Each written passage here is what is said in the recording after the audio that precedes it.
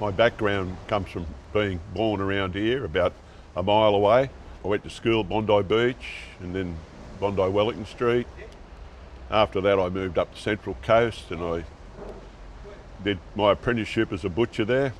I was conscripted into the Army in 1967. I served with the 1st Battalion 1 RAR, who were awarded a citation 50 years after the event, the Battle of Coral, which I believe is one of the biggest battles fought since the Second World War, along with other incidents that happened over there, quite a few. It put a whole new perspective on my life being in the military.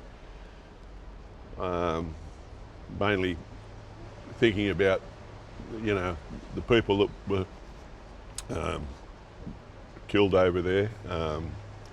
Some very close friends, and I thought that I just can't think of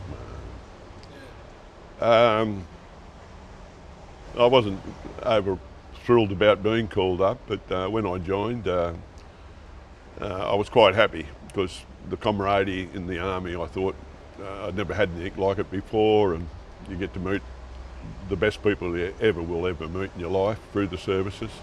I had my 21st birthday on the State and Kidney, known as the Sydney aircraft carrier, an old aircraft carrier.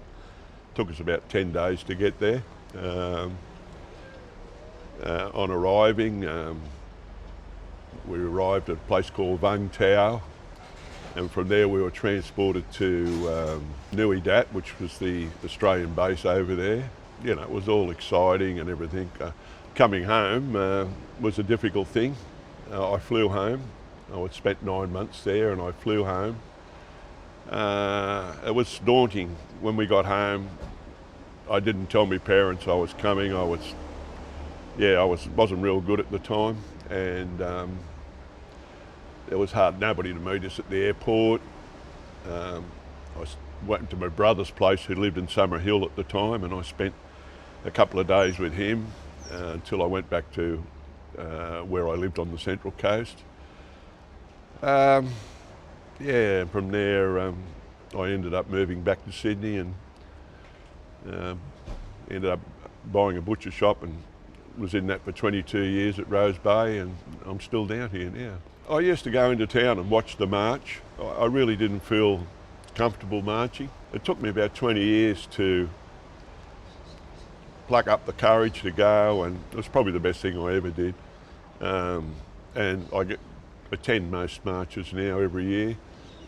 We have a reunion every 12 months, the Battle of Coral reunion.